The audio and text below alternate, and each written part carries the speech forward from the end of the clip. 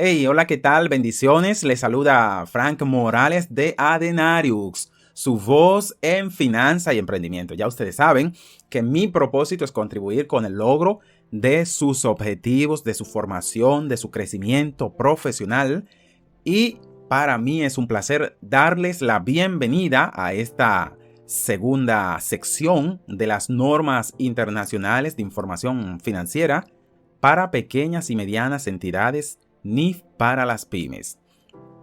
De esta forma iniciamos.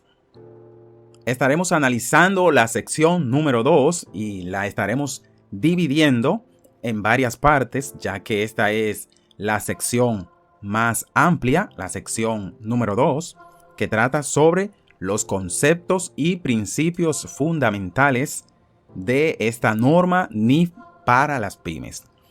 Esta sección viene siendo el equivalente del marco conceptual de las NIF completas. La sección 2, sobre conceptos y principios fundamentales de las NIF para las pymes, es extraído del marco conceptual de las NIF plenas. Así que estamos hablando prácticamente de lo mismo, pero de forma más simplificada en el caso de la NIF para las pymes.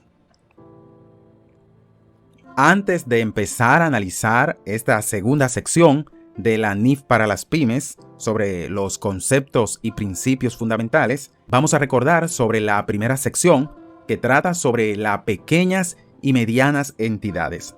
Recordemos que esta sección tiene una descripción principal sobre las pequeñas y medianas entidades, y la principal es que no tenga obligación pública de rendir cuentas. Esta es una de la descripción principal que la norma establece para las pequeñas y medianas entidades. Esta empresa que se caracteriza como pequeñas y medianas entidades no puede tener ningún tipo de obligación pública de rendir cuentas. Es decir, las entidades financieras, las empresas que cotizan en la bolsa de valores o en algún mercado al público similar, las fiduciarias, entre otras, no pueden categorizarse como pequeñas y medianas entidades a la luz de las NIF para las pymes. Y la segunda característica o descripción que establece la NIF para las pymes respecto a pequeñas y medianas entidades es que éstas publiquen estados financieros con propósito de información general para todos sus usuarios externos. Es decir, que no establezca una distinción para los usuarios, para los accionistas, para los bancos, para ninguna persona externa a la empresa, sino que se rinda un solo juego de estados financieros y de aquí se alimenten todos sus usuarios. Estas son las dos características principales que las NIF establece para definir una pequeña y mediana entidad. Además, recordemos, en el caso de República Dominicana, que el Instituto de Contadores Públicos Autorizados es la única entidad o la entidad autorizada para regular la contabilidad en nuestro país. Esta emitió en 2010 dos resoluciones. La primera es la 001 hasta 2010-04 y 002 hasta 2010-04 también. Ambas están adoptando las NIF para las pymes en un periodo de aproximadamente 4 años. Es decir que para el 2014, para enero de 2014, ya nuestro país debió empezar a implementar las NIF para las pymes y las NIF plenas. De manera que en República Dominicana ya no se puede hablar de principios, en la mayoría de los casos, de PCGA, ni de otras reglas para regir la contabilidad, sino que el marco que regula nuestra contabilidad en nuestro país también es la norma internacional de información financiera, la norma internacional de contabilidad y por supuesto las NIF para las pymes, esta que estamos estudiando. Ahora sí, sección 2. Conceptos y principios fundamentales. Ya les adelantaba que esta es la sección más amplia de todas las secciones, de las 35 secciones que comprende la NIF para las pymes. Así que la estaremos dividiendo en aproximadamente 3 partes esta segunda sección. Es decir, esta es la parte 1, la parte 2 y la parte 3 de esta segunda sección, porque comprenden aproximadamente unos 52 párrafos, de manera que queremos analizarlos uno por uno bien detallado y centrarnos a hacerlo en una sola entrega. El tiempo sería muy amplio. Recordemos que nuestro interés aquí es analizar párrafo por párrafo el alcance de todas las secciones.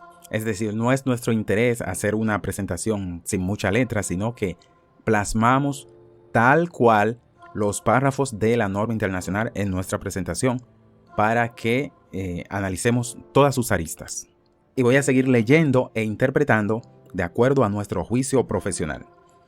Párrafo 2.1, que trata sobre el alcance de la sección. Dice: esta sección describe el objetivo de los estados financieros de las pequeñas y medianas entidades pymes y las cualidades que hacen que la información de los estados financieros de las pymes sea útil. También establece los conceptos y principios básicos subyacentes a los estados financieros de las pymes. En este primer párrafo establecen 2 puntos muy esenciales. El primero es que la sección va a describir cuál es el objetivo principal de los estados financieros para las pequeñas y medianas entidades. Es decir, aquí en la sección número 2 que estaremos analizando, ustedes verán cuál es el objetivo que debe perseguir los estados financieros, pero recordar siempre que las pymes siempre deben regirse por la definición de la sección número 1. Otro punto importante de este párrafo, que también establece los conceptos y principios básicos subyacentes a los estados financieros de las pymes. Es decir, también está diciendo que dentro de esta sección están los conceptos ocultos, básicos, vitales, importantes para los estados financieros de las pymes. Y en esta es que va a consistir esta primera parte. Tratar de contestar estos 2 puntos. Los objetivos de los estados financieros de las pymes y los principios y conceptos básicos ocultos. Cuando hablamos de subyacentes, estamos hablando de algo que no está a la luz, que no está visible. Objetivo de los estados financieros de las pequeñas y medianas entidades. 2.2. El objetivo de los estados financieros de una pequeña o mediana entidad es proporcionar información sobre la situación financiera, sobre el rendimiento y los flujos de efectivo de la entidad que sea útil para la toma de decisiones económicas de una amplia gama de usuarios de los estados financieros que no están en condiciones de exigir informes a la medida de sus necesidades específicas de información. Aquí establece en este segundo párrafo de esta sección conceptos y principios fundamentales, establece que el objetivo principal de los estados financieros, por el objetivo que debemos preparar, todo usuario, todo contador que prepara los estados financieros de acuerdo a las NIF para las pymes, el objetivo de estos estados financieros es que persiga, que alimente, que los hechos económicos, las informaciones, alimenten 3 estados básicos, vitales para las pymes. Y es el estado de situación, el estado de resultados, que habla del rendimiento, y el estado de flujo de efectivo. Esta es la principal característica o objetivo que deben perseguir estos estados financieros. Además, recuerda la sección número 1 porque dice que deben ser preparados para personas, para una amplia gama de usuarios que no están en condiciones de recibir informaciones específicas particulares, sino que dentro de esta información todos deben sentirse satisfechos, es decir, los empleados, los bancos, los suplidores, los accionistas externos, entre otros, todos con un solo juego de estos 3 estados deben sentirse satisfechos, porque si no pasarían al otro tipo de declaraciones, de presentaciones de estados, y entonces tendrían que regirse por las NIF plenas.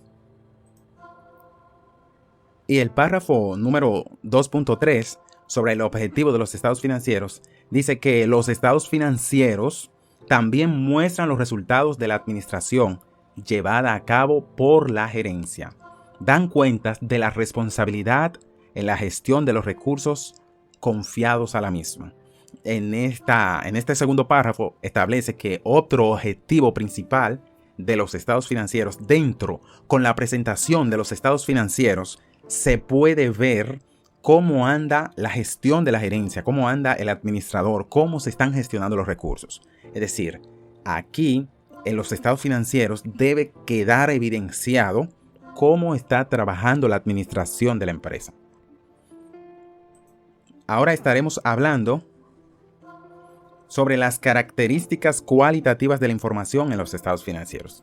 Y hablábamos de conceptos y principios fundamentales subyacentes, es decir, que están ocultos dentro de los estados financieros, que no se ven.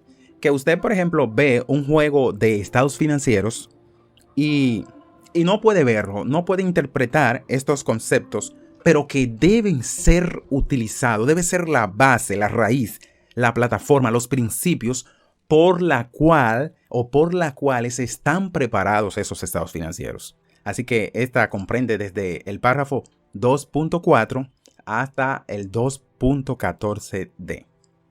De manera que vamos a verlo un poco más profundo. Comprensibilidad 2.4. La información proporcionada en los estados financieros debe presentarse de modo que sea comprensible para los usuarios que tienen un conocimiento razonable de las actividades económicas y empresariales y de la contabilidad, así como voluntad para estudiar la información con diligencia razonable. Sin embargo, la necesidad de comprensibilidad no permite omitir información relevante por el mero hecho de que ésta pueda ser demasiado difícil de comprender para determinados usuarios. Comprensibilidad. Este párrafo es vital. Explica que no puede prepararse estados financieros con un tecnicismo ahí tan profundo que nadie comprenda, sino que cualquiera con conocimientos básicos sencillitos puedan entender esos estados financieros. E inclusive establece que si uno no sabe, no conoce de nada del área de la contabilidad y de los negocios, pero tiene diligencia en saber, que pueda aprenderlo rápido. Oye, esto es un concepto subyacente un poco subjetivo, pero esto es lo que nos está diciendo ver. Y explica que por el simple hecho de que sea muy comprensible, no podemos dejar de plasmar informaciones que sean difíciles, es decir, si no caeríamos, violentaríamos el segundo, que sea 2.5 relevante.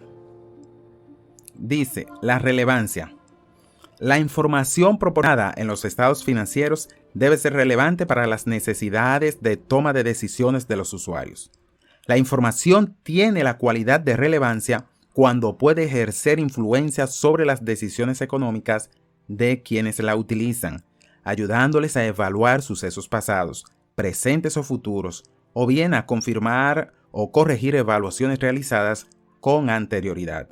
Este también es un concepto subyacente que debe estar plasmado en los estados financieros, un tanto subjetivo. Y explica que la información debe ser relevante o tiene la cualidad o característica de relevancia cuando a tiempo con esta información se pueden analizar sucesos pasados, presentes o futuros. Es decir, que rápidamente salga ese juego de estados financieros y de inmediato la gerencia pueda tenerlo.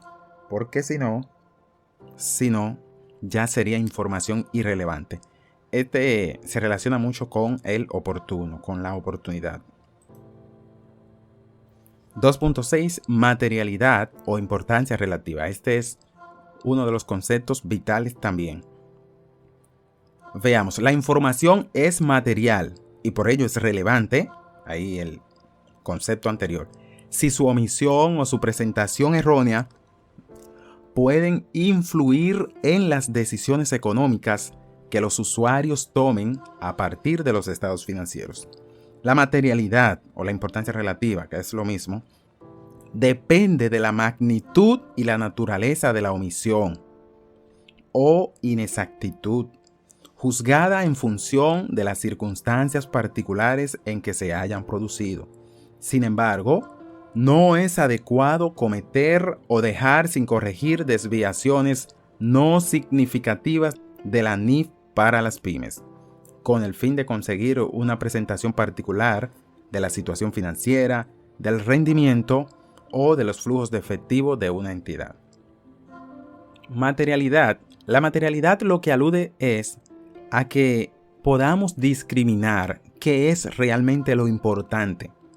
¿Cuál es esa partida que tiene una gran magnitud y cuál es esa que no es tan relevante? Aquí lo que está diciendo es que antes, por ejemplo, antes de las normas, antes de la NIF, todos nos desgastábamos, por ejemplo, con los principios, con los PSGA, detrás de una partida tan significativa, qué sé yo, $1, $1, una unidad monetaria X, porque teníamos que encontrarlo. La materialidad lo que dice es que podamos discriminar qué es lo que tiene una gran magnitud, como dice, que depende de una magnitud y que no. Es decir, aquí lo que está diciendo es que no se persigue perfección. La perfección es relativa. Lo que se persigue es que tengan las partidas que deban tener, que la tengan todas. Obviamente que no está diciendo, no nos está dando luz para que las partidas que no sean significativas no dejemos de plasmarla, no dejemos de perseguirla. Sin embargo, que si no encontramos esa partida de $1, de $2, de $2, de $3, que eso no sea lo que nos haga creer que nuestros estados financieros no estén preparados bajo NIF. Por ejemplo, utilidades antes de impuesto reportados por 1 millón de X unidad monetaria, $1 millón, digamos, y a la vez fue infravalorado por $300. Se declara una utilidad de 1 millón, pero después se da cuenta, el contador se dan cuenta, los responsables, de que faltó $300 y que no estaba plasmado ahí. Bueno, eso es materialidad. Que esté el millón. Si no están los $300 y se pueden poner en las notas, eso es relativo. No es tan imprescindible. Eso es lo que dice este párrafo de la sección 2. Que sepamos discriminar qué es material de lo no significativo, o vamos a decirle así, de lo inmaterial, de lo que es más relativo. Es decir, que podamos segregar sobre la parte cuantitativa, la magnitud, el dinero, y sobre la parte cualitativa, su naturaleza. Los dos, qué es material y qué es inmaterial o no significativo. Otro ejemplo para cerrar con este concepto de materialidad, dice, por ejemplo, la NIA, la norma internacional de auditoría, la 320 en su acápite A, dice que, por ejemplo, ellos también necesitan la materialidad para la auditoría. Ellos también utilizan la figura de la materialidad o el benchmark para la auditoría. Ellos tienen que discriminar, segregar qué es lo que van a auditar, qué es lo material, qué es lo magno, qué es lo grande y qué es lo relevante, lo que sí se puede permitir. Habrán algunas firmas, algún sello que se le escapó a alguien y eso no es tan relevante. Pero habrán partidas, habrán, por ejemplo, chequeras desaparecidas completamente que ahí ellos van a centrarse. Entonces también, por ejemplo, ellos tienen un porcentaje de tolerancia, de pasarlo, de no dejarlo pasar. Obviamente eso de acuerdo a la política de la empresa, la política contable, la política de las subsidiarias y su casa matriz, todo va relacionado. Pero por ejemplo, ellos tienen en activos desde un 0.1% hasta un 0.5%. Vamos a ser tolerantes. Si nos falta un 0.5% de los activos y podemos buscarlo más relajado. Pero si nos falta un 5, nos falta un 10% de los activos que no están en orden en los estados, en los informes, entonces nos vamos a concentrar ahí. Otro ejemplo, en los ingresos operacionales. Una tolerancia de errores de un 0.5% hasta un 1%. O en el caso de los beneficios antes de impuestos, una tolerancia desde un 1 hasta un 5%. De manera que en auditoría también existe la materialidad, lo que es relevante auditar o no. Así también en los estados financieros debemos los preparadores de estado financiero saber qué es material y qué no es material, sencillamente. 2.7. Fiabilidad. La información proporcionada en los estados financieros debe ser fiable. La información es fiable cuando está libre de error significativo y sesgo. Ahí está otra vez. Error significativo, es decir, el error no significativo, no hay problema. Sigue siendo fiable. Ahora, cuando está libre de sesgo, que yo prepare unos estados financieros para que me dé un resultado X, no, ahí hay sesgo. Yo tengo que plasmar tal cual ocurrieron los hechos, tal cual ocurrieron y de acuerdo a su esencia antes que su forma, que es el párrafo 2.8. Esencia sobre la forma. Las transacciones y demás sucesos y condiciones deben contabilizarse y presentarse de acuerdo con su esencia y no solamente en consideración a su forma legal. Esto mejora la fiabilidad de los estados financieros. Ve que guardan relación el 2.7 con el 2.8.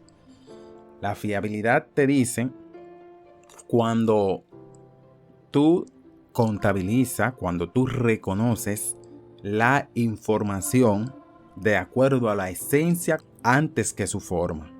La esencia antes que su forma, lo que está diciendo es, por ejemplo, el método de acumulación o devengo, que dice que se registren las operaciones cuando haya ocurrido el hecho. Simplemente así no exista la forma legal, por ejemplo, de la factura. Así no exista o no te hayan mandado la mercancía, pero ya tú emitiste la partida, ya tú desembolsaste el dinero. Pues ya ese hecho se dio, ese suceso contable ha ocurrido. Entonces debe prevalecer. Habíamos dicho que esa es una de el concepto que todavía nos cuesta mucho, porque si no está esa evidencia ahí, si no está esa factura ahí, yo no quiero registrar, pero sucede que se nos puede pasar. Y entonces al final se preparan unos estados financieros con sesgo, unos estados financieros no integral, que le faltan muchas informaciones. Por eso nos está diciendo la norma que registremos todo, independientemente de que la factura, de que la forma legal no haya ocurrido, debemos hacerlo por encima de esta forma legal. Prudencia. 2.9.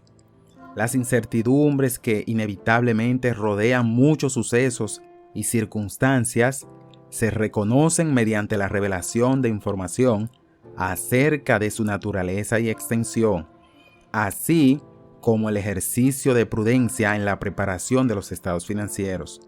Prudencia es la inclusión de un cierto grado de precaución al realizar los juicios necesarios para efectuar las estimaciones requeridas bajo condiciones de incertidumbre, de forma que los activos o los ingresos no se expresen en exceso y que los pasivos o los gastos no se expresen en defecto.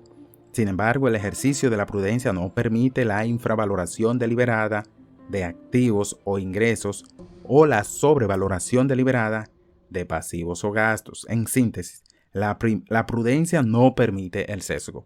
Aquí otra vez habla sobre la fiabilidad. Todos estos conceptos se interrelacionan. Este párrafo 2.9 sobre la prudencia lo que establece es que esa tendencia que existe de a veces incrementar nuestros ingresos, nuestros activos por beneficio o decrecerlo, infravalorarlo o sobrevalorarlo, los pasivos y los gastos, eso es sesgo y eso inclusive es antiético de acuerdo a nuestra profesión, de manera que seamos prudentes y establezcamos lo realmente que ha sucedido. Y el 2.10 habla sobre la integridad. Dice que para ser fiable, la información en los estados financieros debe ser completa, dentro de los límites de la importancia relativa y el costo. Completa, que todos estén establecidos. Todos los hechos, cada acontecimiento económico debe estar figurado.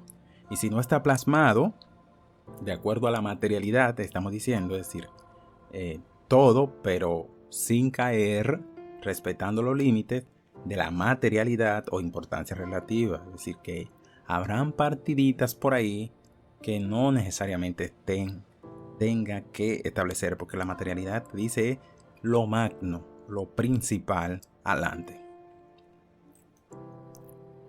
2.11. Comparabilidad, una de las figuras de los conceptos que subyacen más importantes. Los usuarios deben ser capaces de comparar los estados financieros de una entidad a lo largo del tiempo para identificar las tendencias de su situación financiera y su rendimiento financiero. Los usuarios también deben ser capaces de comparar los estados financieros de entidades diferentes para evaluar su situación financiera, rendimiento y flujos de efectivo relativos. Por tanto, la medida y presentación de los efectos financieros de transacciones similares y otros sucesos y condiciones deben ser llevadas a cabo de una forma uniforme por toda la entidad a través del tiempo para esa entidad y también de una forma uniforme entre entidades. Además, los usuarios deben estar informados de la política contables empleadas en la preparación de los estados financieros, de cualquier cambio habido en dichas políticas y de los efectos de estos cambios. Importantísima figura, principio, la comparabilidad. Las normas internacionales de información financiera, todas, las plenas y las NIF para las pymes que estamos estudiando, todas llegaron con el propósito de estandarizar. Su nombre lo indica, son estándares. Que todos hablemos el mismo idioma.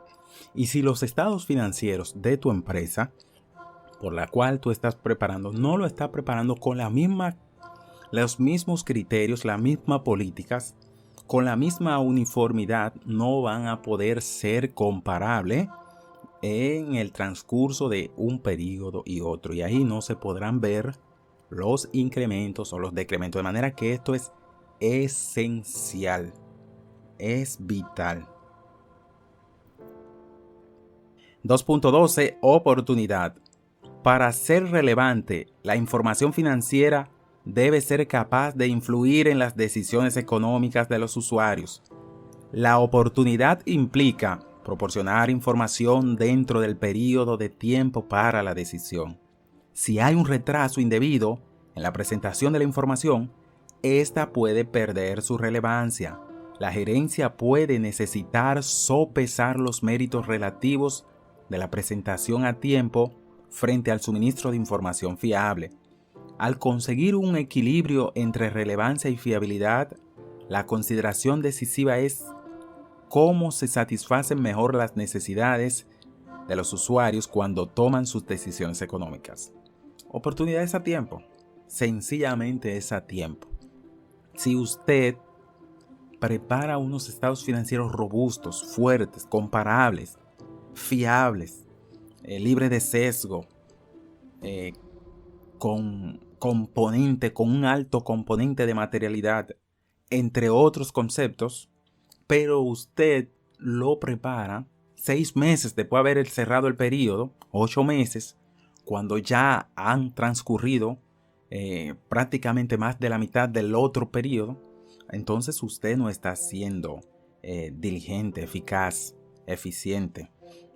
De manera que la oportunidad lo que nos dice es que seamos puntuales, eficaces, a tiempo con la información, porque los usuarios de los estados financieros tienen que tomar la decisión a tiempo.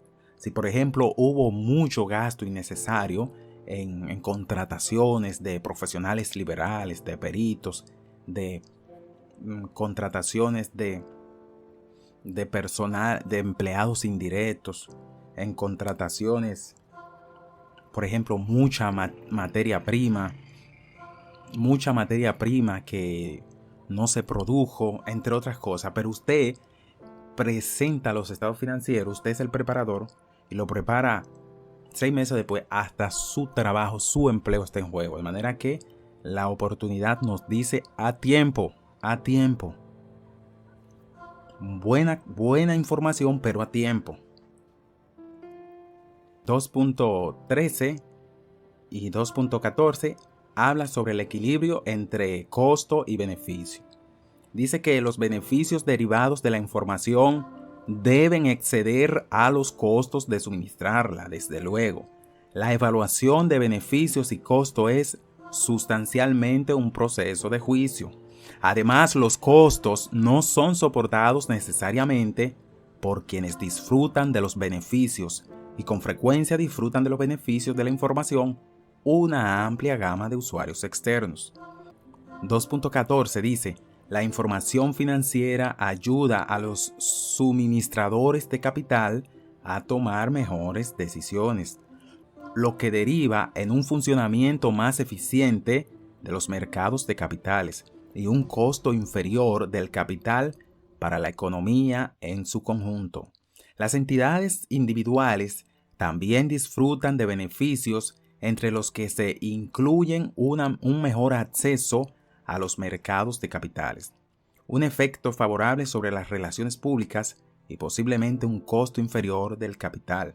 Entre los beneficios también pueden incluirse mejores decisiones de la gerencia, porque la información financiera que se usa de forma interna a menudo se basa, por lo menos en parte, en la información financiera preparada con propósitos de información general. Estos dos principios lo que establecen es, el 2.13 por ejemplo, que siempre debe imperar el beneficio sobre el costo y que no se puede gastar más, invertir más en un costo, invertir más en el costo que lo que deja de ganancia. Por ejemplo, si voy a comprar un sistema robusto contable para registrar una ganancia de no más de un periodo de $1,000, cuando el sistema cuesta $50,000, $30,000. Entonces, no hay ese equilibrio entre costo y el beneficio. Es sustancialmente un proceso juicioso. Aquí está el juicio profesional, donde usted y yo podemos, porque ya el contador dejó de ser un registrador, un profesional que solamente registra asiento y establece asiento, sino que es un analista, es un juicioso, es un gestor que prevé, un previsor que inclusive analiza qué es lo más favorable, si eso que se va a comprar va a arrojar gran beneficio o no. Entonces eso es cuestión de juicio. También los suministradores de capitales, las personas que ponen el capital, van a querer que nosotros seamos juiciosos en este sentido. Y el 2.14a y el b, que establece prácticamente sobre lo mismo, sobre el esfuerzo y costo desproporcionado. Dice el 14a que se especifica una exención por esfuerzo o costo desproporcionado para algunos requerimientos de esta norma, Esta exención no se usará para otros requerimientos de esta norma. El 14b dice que la consideración de si la obtención o determinación de la información necesaria para cumplir con un requerimiento involucraría esfuerzo o costo desproporcionado depende de la circunstancia específica de la entidad y del juicio de la gerencia de los costos y beneficios de la aplicación de ese requerimiento. Aquí, nueva vez, habla del juicio de la gerencia, del juicio profesional de los gerentes, de los involucrados, de los usuarios. Este juicio, otra vez, requiere la consideración de la forma en que pueden verse afectadas las decisiones económicas de los que esperan usar un estado financiero por no disponer de esa información. Aquí lo que establece es que si para plasmar, para alimentar los estados financieros con informaciones relevantes, útiles, importantes, pero al final es una pyme que no está generando grandes beneficios, pues el esfuerzo de un gran sistema, de contabilidad, de un gran software, de muchos peritos, de muchos profesionales independientes, eso es innecesario. Te está diciendo que utilice el juicio profesional, que evalúe, le está diciendo a la gerencia que evalúe, que emita su juicio y considere si es necesario o no. Pues es cuanto. Para Frank Morales, su servidor, es un placer compartir con ustedes esta sección número 2, la primera parte, porque ya, como hemos establecido, es una sección bien vasta. Así que esta primera parte para mí es un placer haber compartido con cada uno de ustedes. Estuvo con ustedes Frank Morales. Bendiciones, nos vemos en la segunda parte de esta sección número 2.